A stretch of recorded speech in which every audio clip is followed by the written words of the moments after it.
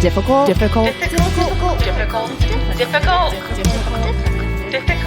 Women.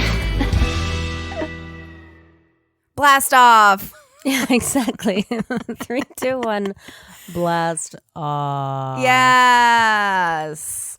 Welcome. I'm Marie. I'm Katy, and this is the Difficult Women Podcast. Thank you for joining us today. Your voice sounds so sultry when you get close like that. Hello and welcome. Not sleeping well. It feels like, who are those people that what's the name of like one of those late night radio ladies? Oh, Delilah. Delilah. I was just talking about her the other day. Yeah. Hi, everyone. Oh. Thanks for listening in. Oh my God. Give me more of that. I have a new career ahead of me. Just staying up all night playing old songs from the 70s. I love it. She changed my life. I love Delilah. I always wanted a man to give me a song, to dedicate a love song to me. I was just talking about her to somebody recently. And how she was changing their lives too. She changed their lives too. I don't know. Her story is amazing too. We should maybe even dedicate a full episode. Yeah. Oh, don't cry. Sorry. Did she also have just a frog in her throat the whole time? She did. That was her secret. What's her story? Or maybe you should save it. We'll save it. Yeah, we'll save it. But yeah, Delilah, she's a boss bitch, a badass boss bitch. That's our new mantra right now, right? Badass boss. Even though we did a show about how we shouldn't call people badass boss bitches. That's right. But I still kind of like it. I don't know. Sometimes just like something. Did you tell me about season 3, Master of None? No? Okay. Somebody else did. Anyway, I watched it, and there is a part about this woman, her mantra is I am a badass boss bitch. And you have to watch it, so I don't want to spoil it. It honestly was one of the most incredible pieces of television I've ever seen. Season 3, Master of None. Interesting. As a cinematographer, I think you would really enjoy it. It was into it. And it's two queer. It's a queer couple and unbelievable. That's all I'm going to say. But into it. Love it. Watch it, please. Sounds amazing. Anyway, badass boss bitch. Do you think Bezos is a badass boss bitch? I think he's a little bitch. I don't know. What a weird. He's a boss. He's a boss. And he's a bad. Bitch. And he's an ass. And he's a bitch. So kind of. Oh God, what a time to be alive! Really, what a time. Yeah, you can send the richest man in the world up in space into a white dick. What is that about?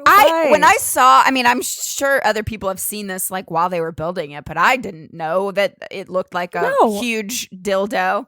And most people didn't. I love that and the day he went, we released our erectile dysfunction episode.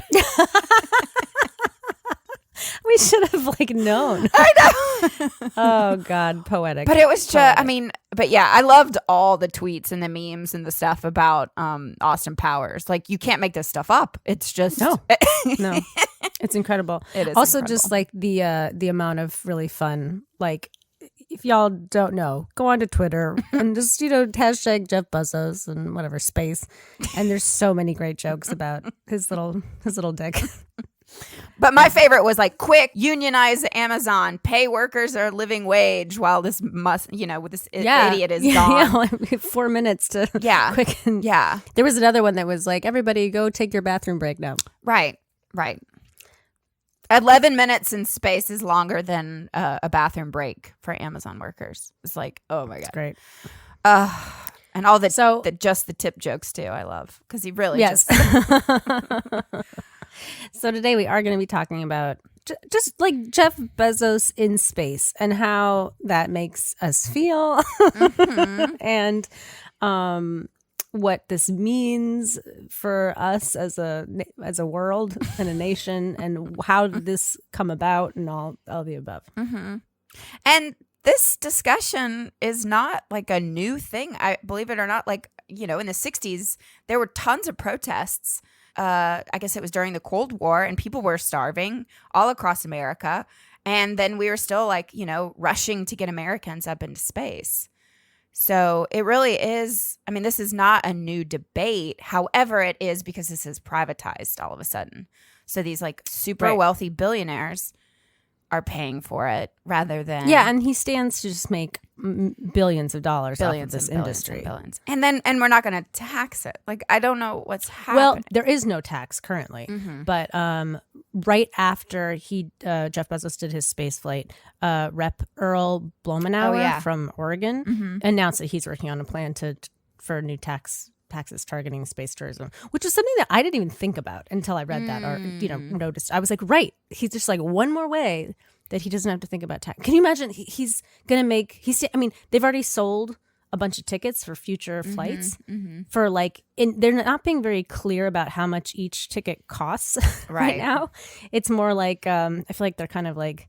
It's like bidding wars and things like that. But it's just like hundreds and hundreds and hundreds of that. Maybe like $1 million a ticket kind of type thing. So that's the other thing that's so sickening to me about this whole experience is it's like, it's just rich people going into space. You know what I mean? It's not even like people get to it. Like, did you see any of the interviews that he did after he went up there? No, not really. I saw the one right before he went. It was fascinating to watch the interviews when he came back because he's all excited. You know what I mean? He just did this very like cool thing. And it's the guy that was interviewing him just was like so deadpan. He looked like he would like to be anywhere other than where he was at the moment. And so like Jeff Bezos and his brother being like, it was so cool. And like your face is like, oh, like G-force, like G-forces. And then you see, and the earth looks so small. And you're just like, whoa, it's so fragile. And oh my God. And you're like, wow, like this man has managed to make himself even less relatable. By sending himself into space.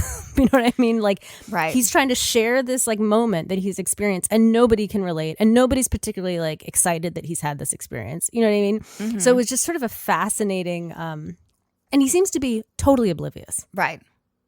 To like how other people are perceiving this, you know?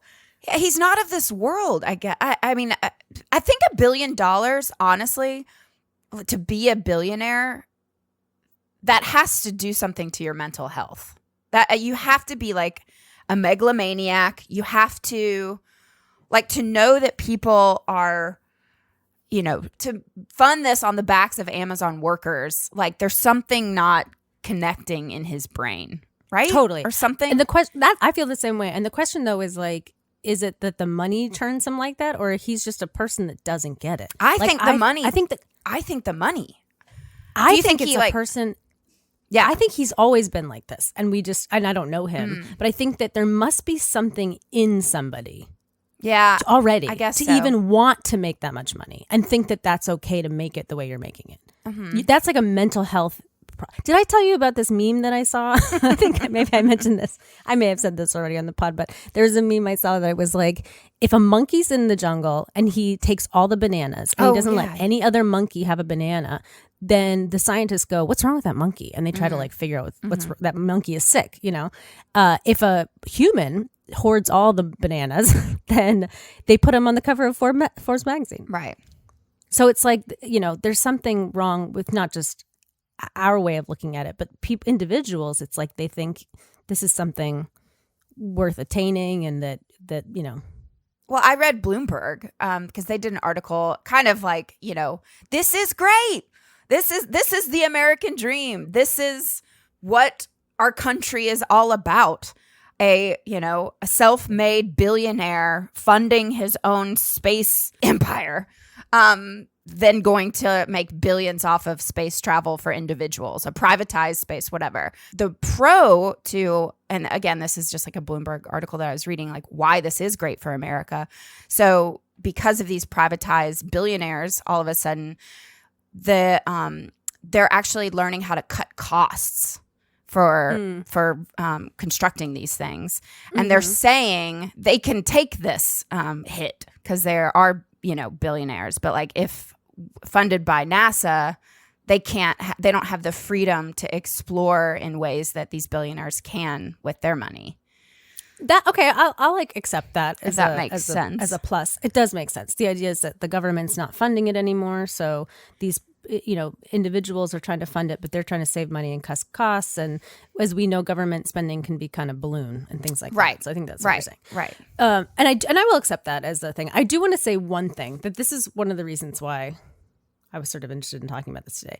I had read about this thing that I did not know, but this idea that he's a self-made millionaire is just also not true.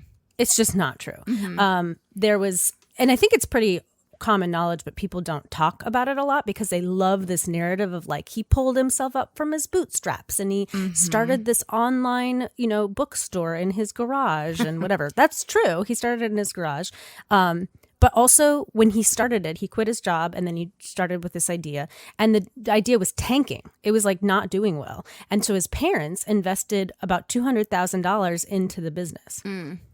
Now, think about that for a second. Whose parents can just give you $200,000 to save a business that is failing? Even his own words, even in his own words, he was saying there's like a 70% chance this business is going to fail.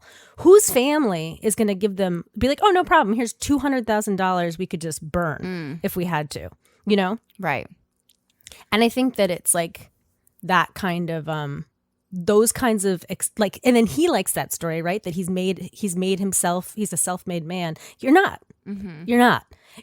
So that's just the beginning of the story. Then there's this whole thing of like, oh well, there's thousands of people working for you.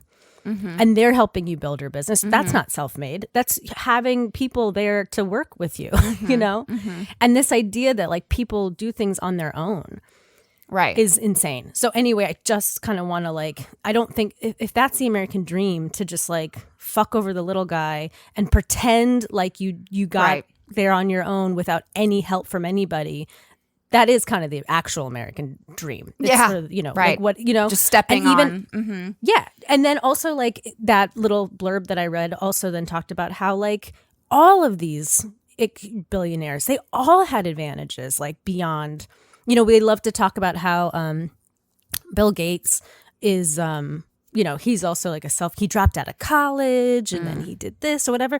Well, his like mother worked for IBM.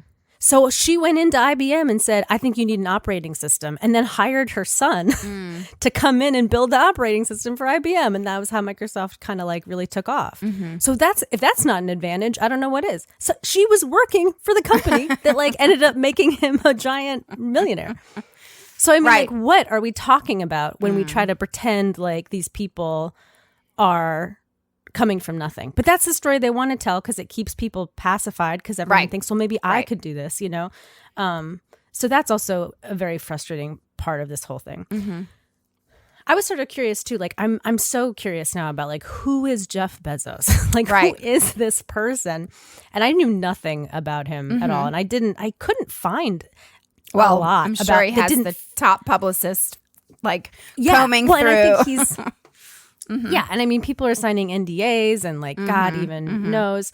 But one thing everybody kind of agrees on is that he is legitimately like a genius. I think he does have like very creative ideas and he was like, valedictorian of his high school and maybe even college. I don't know. He went to like Princeton or Yale or one of those places. And not that that's a great indicator of how smart you are, especially nowadays. But like, well, it certainly is an indicator of access and privilege. Absolutely. Yeah, absolutely. But he also, I think, legitimately is a really, really genius individual that can come up with these sort of out of the box ideas, which is, I think, even the idea of like having an online bookstore where there was no brick and mortar.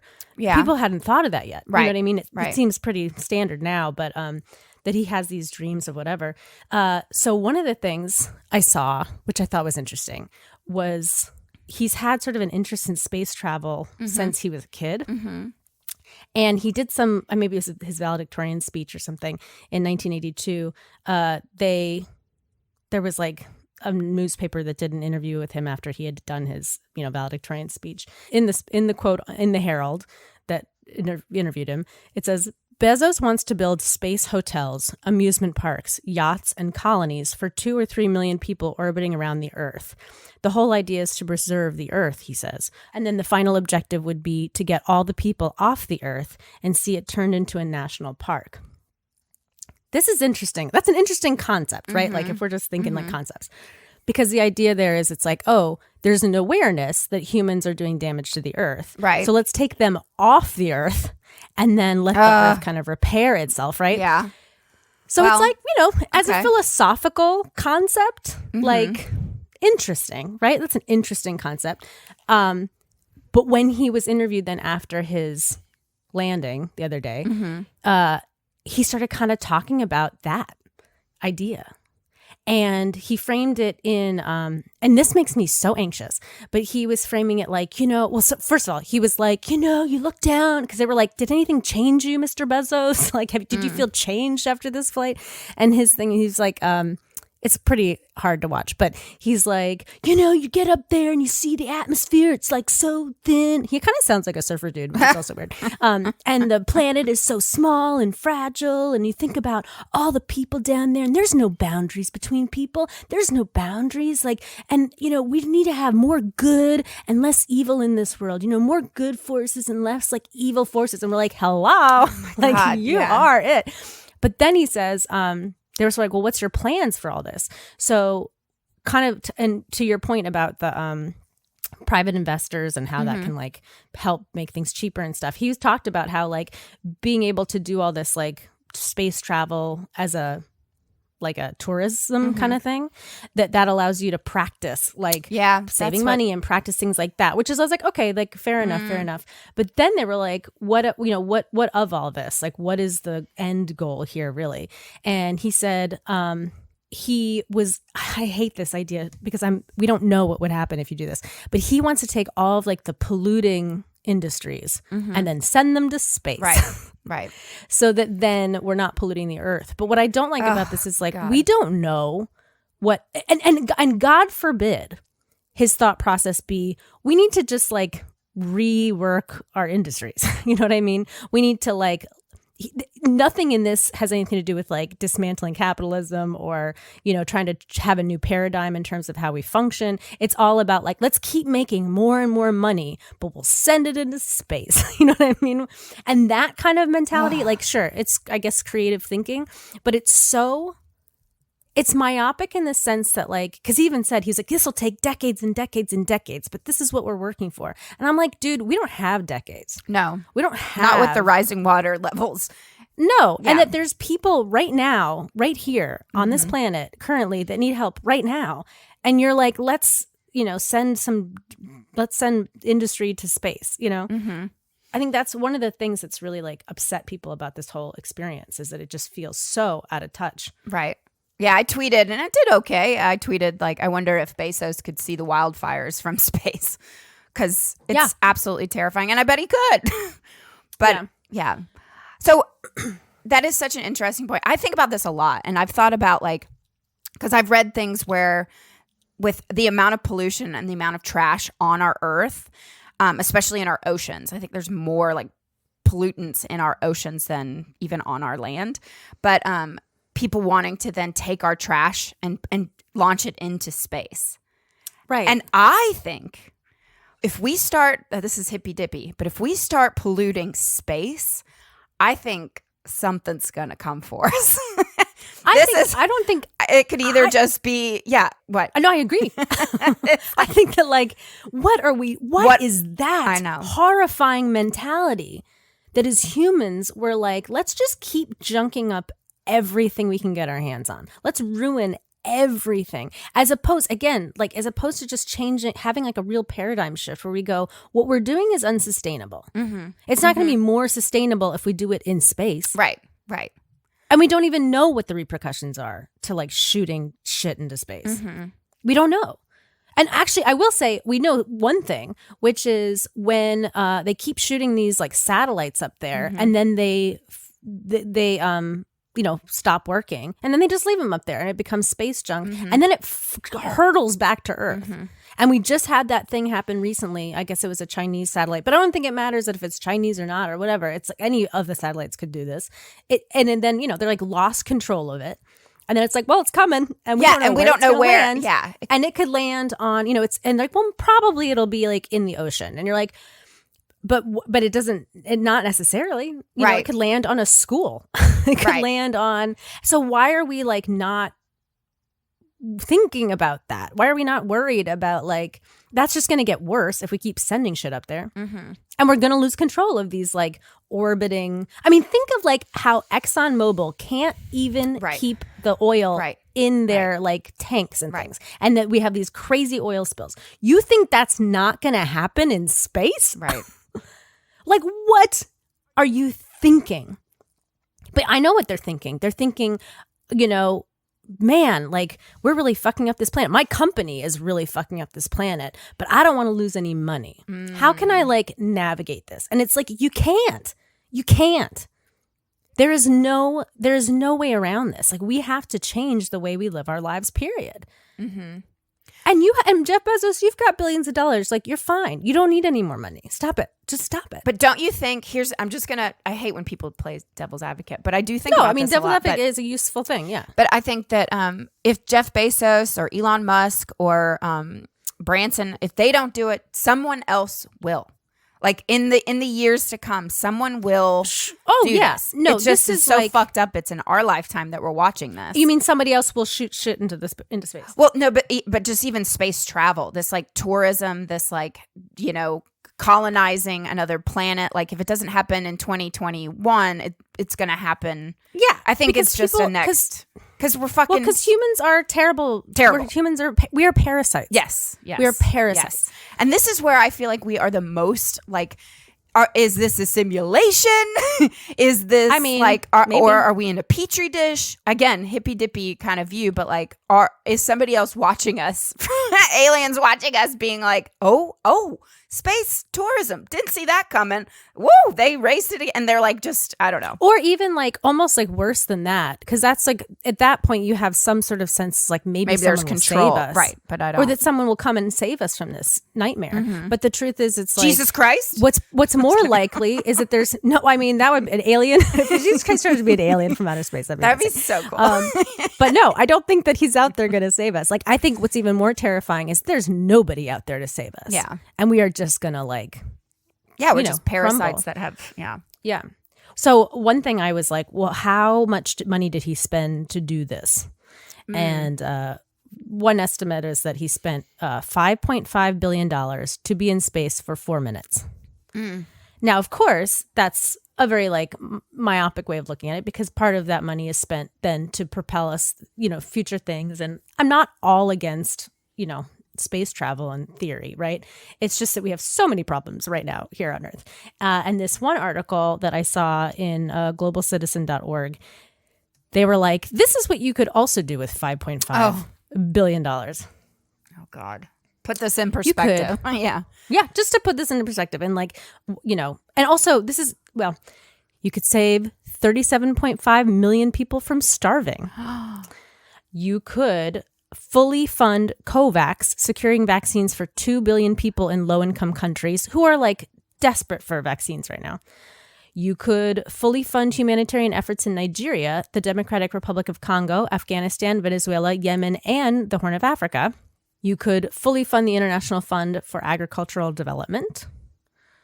You could fully fund Education Cannot Wait, which is provides education to children displaced by conflict, natural disasters, and other crises because of the COVID pandemic and global warming. People are becoming more displaced.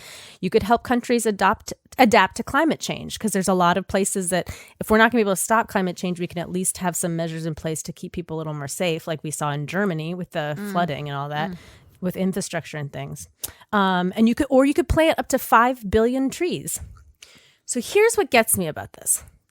It's easy then to say, well, yeah, but like he chose to spend his money like that. And that's, you know, what, you know, and there'll be good benefits to this and that and whatever. The thing about Jeff Bezos is he doesn't even have to do an either or. He has so much money. He could do all of these things. And he doesn't.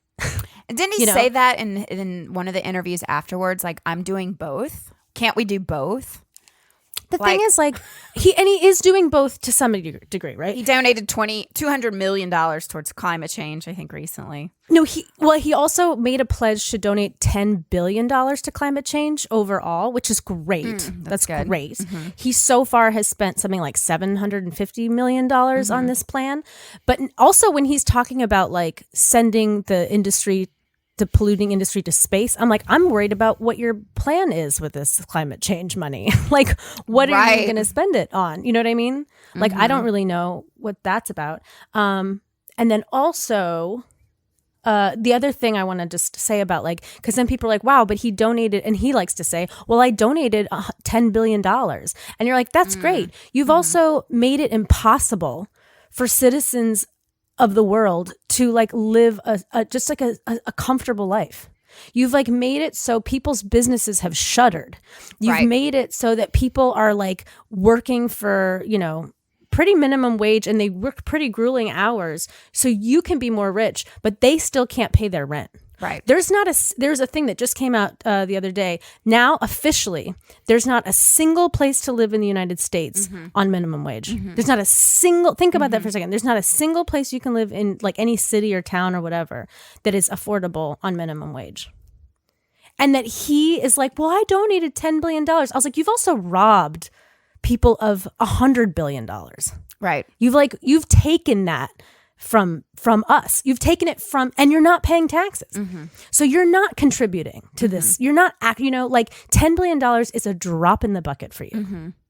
Right. And you're not contributing to society in a real kind of way. Right. And the other thing is, it's like, people think like, I don't know. I kind of go like with someone like him, like, and I don't know if he'll ever see it like this, but I think in his mind, he's like, I've done everybody a great service, and I've made it really convenient for you to get your plastic spork collection or whatever. You know what I mean? You're like, I've really like helped the world in this way. But if you like pull out and look at the bigger scope here, it's like, you know, me trying to get my sport collection in 24 hours is not as important as like the stuff that they sell on Amazon. It's not sustainable. It's sustainably sourced, a lot of it. You know, it's like just junky things, and like every step he's taking is actually hurting us, and every step he's made. And like, maybe it's just too much for him to like fully acknowledge, but like you're hurting people with your business. I think you're not helping. Amazon hurts just the like human nature. We no longer have human face-to-face interaction because of Amazon. Yeah. There's no mom and pop local place. The local bookstores are gone because of him. Gone. But even like, even like wanting, you know, like, okay, so guilty. I have a baby shower that I'm supposed to go to on Saturday. I went online and I was going to buy from like Etsy, a local artist. It was going to be like $70 to order this thing. Then it was like plus shipping, it was going to be $14 because it was coming from California. So like, I didn't want to spend $100, and I am the problem. I'm admitting this right now. I'm putting myself. But I went on too. Amazon. I was able to find something very similar that's mass produced for $40. Right. With free shipping, because they fucking always get me every year and automatically charge me when I forget to like cancel my Amazon Prime account, $130. So I'm a hypocrite. I'm a complete hypocrite when it comes to this. I think that most people in America are, for sure. Right. But it's so fucked up because it tricks you into thinking you're saving money, but really it's just hurting us in the end, because then all these, and I mean, I'm a huge arts advocate. Like, I support local artists, but because like I myself am a local artist, I'm in between jobs at the moment. Like, I can't spend this much money. So it's just it's a cycle that's just going to like honestly keep the poor poor and the rich richer. Well, I want to say too that like I was on this like boat of like not shopping at Amazon. I was so good not shopping at Amazon for so long, and then honestly, it was the pandemic. It was just hard to get things, and then you also were like, "Oh, I'm going to get this little thing or whatever." And I definitely feel reinvigorated to just like cancel all that shit and not use it. And this is kind of what I mean about the paradigm shift. It includes all of us, because like this idea, we've been going down this path of like convenience and whatever and unsustainability, and it's like, this isn't work. Like, this isn't working, you know. So, and like, again, I'm a hypocrite too, because I have bought a couple things from Amazon in the last couple months because I've been home and, doing stupid shit. But it's like, there's so many other places we can get things. And that's really true. And I think that like, and it's going to be a drop. The truth is also this. Even if everybody stopped shopping at Amazon, he has so much money and there's so much more coming in now with the space travel. It's like, not that he's not going to just keep getting richer. Like he is. But that's not the issue, I guess. The bigger issue is it's like we really should be supporting our local businesses. We really should be trying to have just a more sustainable system, just generally. Just to like look the person in the eye who has made the thing that you just bought and say thank you. Like that is such a foreign concept to us nowadays. Like right. And having any gratitude for what we have anyway. You know what I mean? Because the other thing about like being able to shop, and again, I'm guilty of this, but the other thing of being able to shop like very conveniently is that you're not so mindful about what you're buying and not buying. That's the other thing is we say, oh, we're saving so much money, but we're also buying shit we don't need. Oh, yeah. You can save a lot of money if you don't buy shit you don't need. Yeah. You know? Mm-hmm.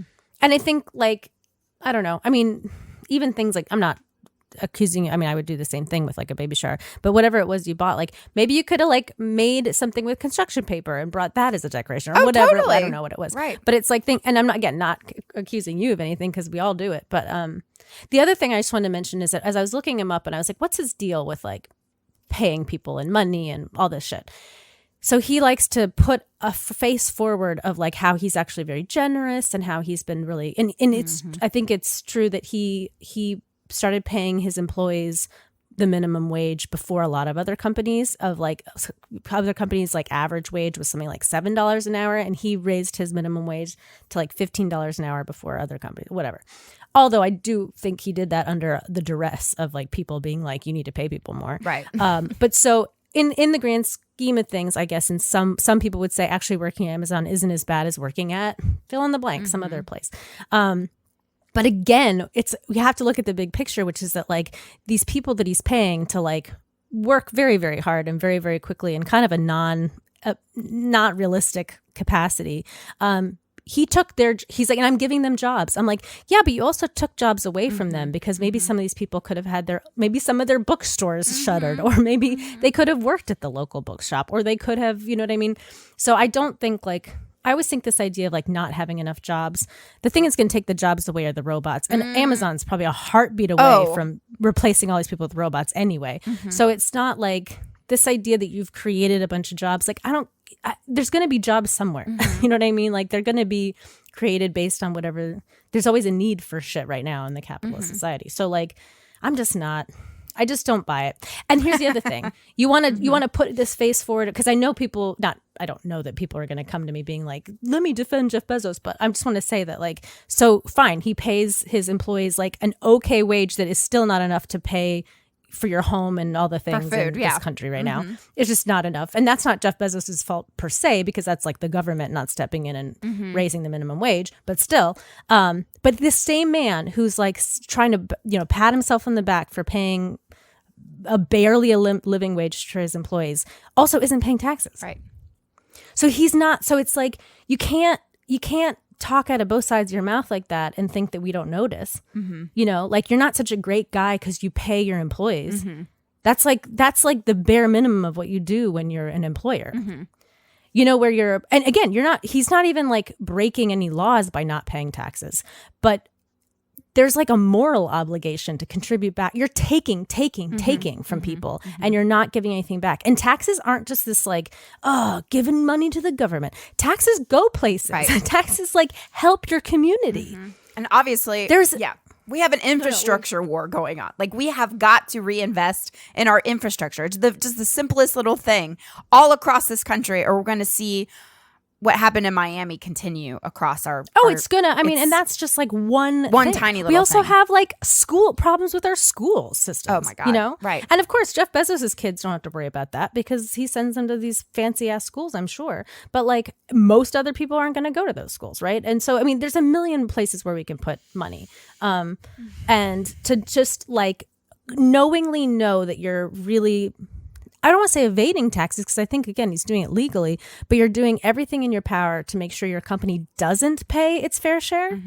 like, you know what you could do instead is go, hey, it's fine. I'm going to pay this full amount. I'm not going to do all these write-offs because like, this is like, this is my thanking of the community and understanding that I'm part of something bigger. I'm not a self-made man. You're not a self-made man when you're not even paying your taxes. Right. You're just ripping everybody off. Well, I think that's true. And Amazon has gone out of its way to try to make sure that they don't raise taxes on like corporate tax in America. Right. Well, I think it's just a true reflection on how fucked up our government is that even billionaires exist. And we've talked about that before in our past And I mean, they're episode. just paying people off or something, Right. Yeah. Yeah. Well, so what was the deal when he landed? He gave $100 million to Jose Andres and Van Jones? Yeah. What was the deal? And he has been doing this thing where he just like, he wants to have some sort of like it's like an award or something. And Courage so, and like, civility is what he calls it. Yeah, I didn't really understand what the thought behind that was, but my mom was like, so "Who's Van Jones?" And I was like, "I don't." He follows me on Twitter, actually, believe it or not. He's a CNN correspondent. I mean, he's great at his job, but like, well, and there's been some mixed feelings about that too because they think of him as sort of like he's kind of tries to be more of a bipartisan type, but I mean, I kind of understand that mentality, so whatever. But and he also is somebody that's been actively fighting for racial justice and like judicial justice and stuff. So hopefully that'll go somewhere well. And then the other guy, that Jose, Andres, he's amazing. He's a chef that has been providing meals to the poor for ever since his career began. And I believe he went to Puerto Rico and was there after the hurricane. And so, I mean, I think that's beautiful. It was like a huge publicity stunt, though, it seemed. I mean, that's the thing. It's like, look at me. Also, that's another thing. Yeah. That's like another thing too, where you're like, I'm going to donate 100. I thought it's 100 million. I thought he said on the news that he handed out $100 to these guys, and I was like, that's what? Like, so when I catered James Gandolfini's kid's birthday party, he walked around with $100 bills, and for some reason I heard it wrong on the news when we were watching. I was at my parents', and I was like, did he literally just do a James Gandolfini and like walk around handing out $100 bills? Because I would not put that past Jeff Bezos. No, I just would not put that past him. But it's $100 million and it's supposed to go to charity. So I was like, okay. But it's like so tone deaf. It's so like, what is happening? It's so tone deaf. And I think that that's the thing too about like, again, he loves to put on this front that like he's a nice guy and that like he's helping and he's helped. Look, I'm giving my money away. Number one, he won't sign that pact that all the billionaires sign that promise to give away over half their money before they die. He won't sign it, which is like, dude, it's so much. You have so much. Yeah, if you give away $50 billion, you still have over $50 billion. Like, why can't you just sign a thing that says I'm gonna? It only cost you $5.5 billion to send your little rocket to space, so it's not even like you're not even close to running out of money. So what does that say about a person? And he won't explain why he won't sign it, because if he had a really legitimate reason that was like, oh, interesting, then tell us. You know what I mean? And then again, he loves to go up front and say, oh, I donated $100 million. Well, you also evaded $3 billion in taxes this year. And that was when he paid taxes. He didn't pay they didn't pay federal tax for 2 years prior to that. So like, I don't want your $100 million. Like, give me a fucking break. Well, the one good thing about him, I guess, is his ex-wife, who has donated so far, as we know, like $2.7 billion to a variety of different charities. And she, I think, has signed, she will give away half her wealth, which I think. She did sign it. I mean, she's awesome. Well, and I think, and again, really, like Mackenzie these people. Scott. Yeah. Well, and we keep thinking too that like, oh, if they give away like half their wealth, they won't have, then they'll be missing half their wealth. He's making like $1 billion a minute. Like, it's not like. Yeah. It's not like he's going to ever run out of money. It's like this money's not going to stop coming to him ever. So like, I'm not worried about him when we say like, oh, he's going to spend $50 billion, he's going to make back that $50 billion in like 4 years. So what are we worried about? That money, it's like, it is our money. The taxes he's not paying, that's our money he's not giving. That's literally for us. I pay my taxes and that's our money. You know what I mean? Like, imagine dating some guy and he had like, $1 billion. And then every time you went out to dinner, he made you pay. And then every so often he'd take you out to dinner, but then the like maitre d' would be like, it's on me tonight. That would drive you insane. You'd be like, why are you not paying the bill ever? And then I'm paying, like we go to McDonald's and I pay, okay, fine. But then, you know, it could be the fanciest meal ever. But the fact that you're not even paying for it is not fair. Mm-hmm. Mm-hmm. Yeah. Well, what are we going to do? And not that anything's fair. Well, I mean, if I was Jeff Bezos, and this is not a threat, this is not because I'm not going to do anything about it. But I was just thinking the other day, if I was Jeff Bezos, I'd never be able to sleep at night. Because I'd be like, someone's going to come in and murder me any minute now. Because people are getting mad. It's not going to be me. If anyone's listening, I don't have any, I'm not going to do anything. But like, I won't be surprised if like something goes awry with that eventually, because like, this is not sustainable. People are mad. Right. And this was sort of like, it really did feel like a tone deaf slap in the face to go off into space and then be like, oh my God, what an incredible experience. It was just like, and you're like, yeah, no one's ever going to have that experience. Right. So thanks a lot. Well, the people he chose was like also a huge slap in the face, except Wally Funk, the 82-year-old woman who was constantly passed by NASA and not allowed to, like she like surpassed all these men's tests in NASA and like, but she still never got to go up in space. So honestly, with her, I was like, that's cool. Thank God. But I'm sorry, choosing your brother. Fuck you. And then this 18-year-old, because some billionaire is the worst. That is the worst. Yeah, you cannot it actually make like this takes shit away. Absolutely. And like I think that whatever like points that he would get for choosing Wally Funk get taken away immediately by picking then just this little privileged snot kid who literally just got to go because his daddy paid the most amount of money.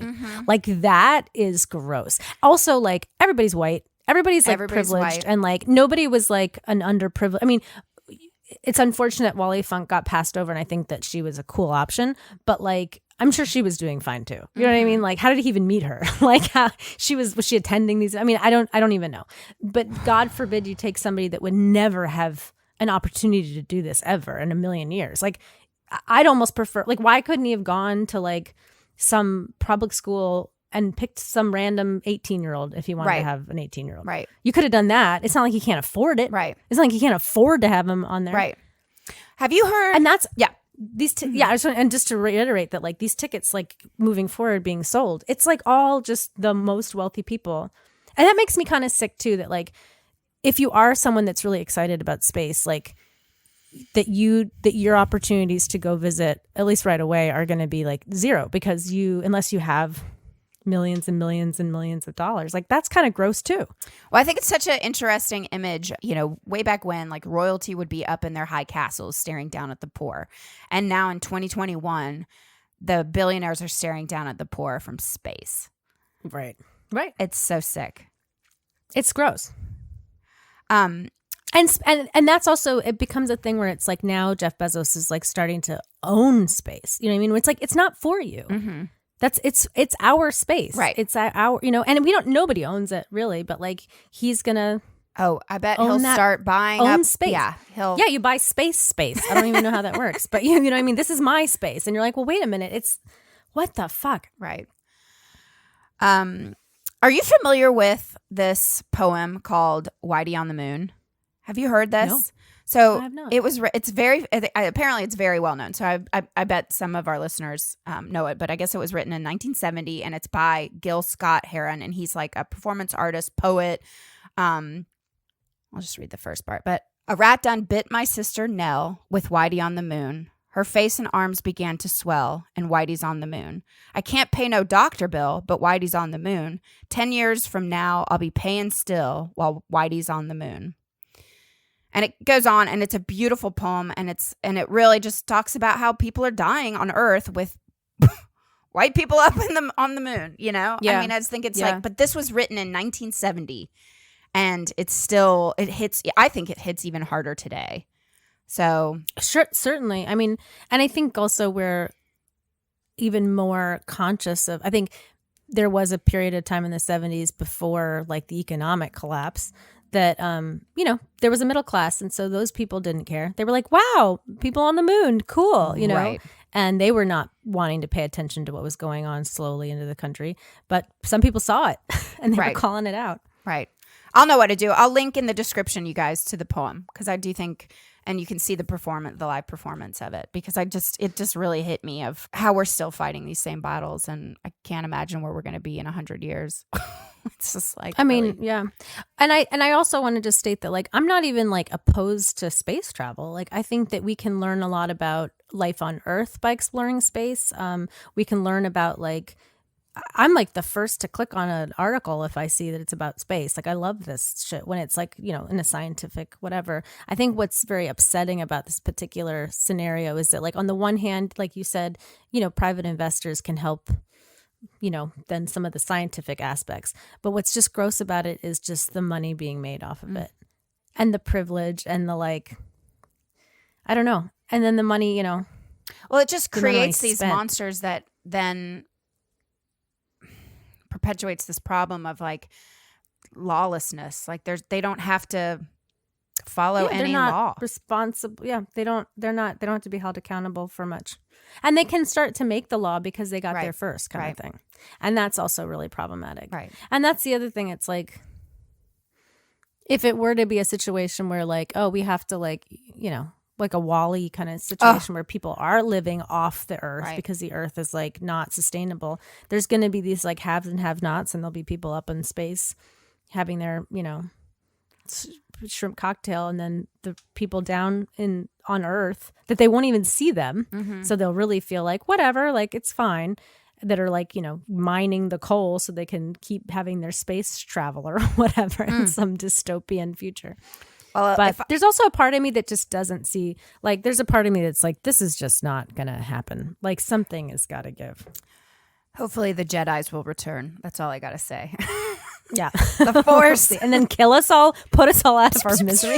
Like, you're ruining it for all of us. Oh my God. I mean, if we have Star Wars, like, for real, then if we're actually headed for real, we're fucked. Yeah, we don't have it. We got Jeff Bezos. But maybe Baby Yoda will come save us. Why, he would be wasting his time. He really would. Anyway. Oh my gosh. Anyway, this is great. So I guess, yeah.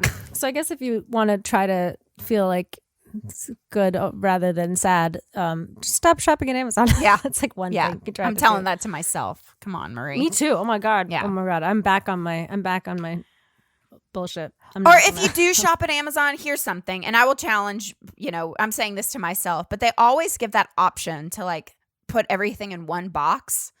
At least you could and do that. That's the least you can do. And I really do try to do that, because do I really need my cat's food when she's out of food? I mean, well, also you can go to the grocery, you know, or you can, like, try to find, like, a grocer that's, like, a smaller non-conglomerate type or place, I can share with her shop there. My rotisserie chicken. It's fine. She's gonna. Or you can fine. just share your rotisserie chicken. Yeah. Anyway, fuck billionaires. Yeah, I hate this. I hate that we even have to talk about it. Anyway. Space travel. Huzzah. Huzzah. Thanks for listening. Also, speaking of dicks, if you need a dick for yourself, here's where you can get one. Free stuff is awesome, but free stuff to spice up your bedroom is even better. Select almost any one item for 50% off, and then Adam and Eve loads on the free stuff.